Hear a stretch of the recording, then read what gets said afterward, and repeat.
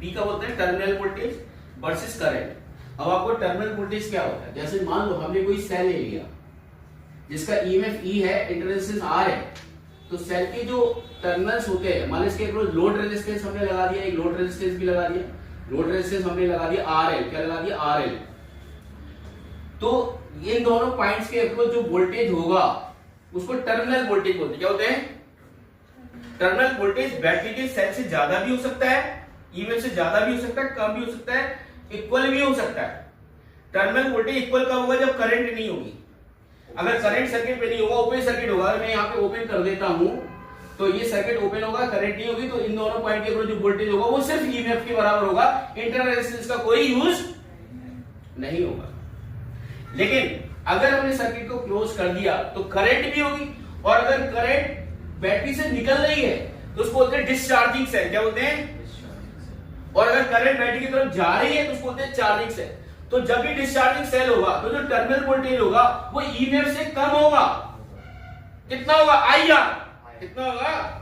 अरे बोलो ना यार। और अगर ये चार्जिंग सेल होता, अगर ये चार्जिंग सेल होता, चार्जिंग सेल बोले तो करंट अगर अंदर जा रही होती तो जो टर्मिनल वोल्टेज होता वो terminal voltage E plus IR होता। क्या होता? तो यहाँ टर्मिनल वोल्टेज E से ज्यादा होता जब चार्जिंग होती सेल की। अरे बोलो यार, डिस्चार्जिंग की केस में ये, और ये जो ग्राफ खींचा गया है वो डिस्चार्जिंग के लिए खींचा गया है, ना कि चार्जिंग के लिए, क्योंकि यहाँ पे वोल्टेज लगातार गिर रहा है। अरे बोलो ना यार, तो डिक्रीजिंग है। तो अगर मैं इसको कंपेयर कर दूंगा y equal to mx plus c से, mx प्लस c क्या होता है? स्ट्रेट लाइन की इक्वेशन क्या होती है?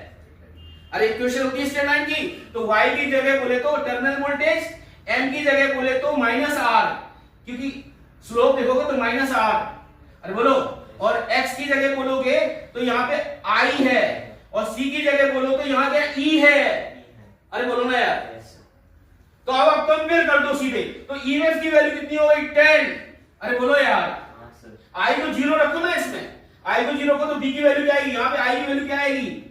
I की वैल्यू 0 आएगी कि नहीं? तो 0 पे अगर ये रखो तो ये 0, तो E की वैल्यू B के बराबर, और ये कितना है? B 10, तो E भी 10 हो जाएगा। तो E की वैल्यू क्या आएगी? 10, यानी कि A का Q आएगा। एक मैच हो गया। क्या हो गया? अब जरा देखो, अब अगर R इंटरनल रेजिस्टेंस बताओ तो फिर से कंपेयर कर दो।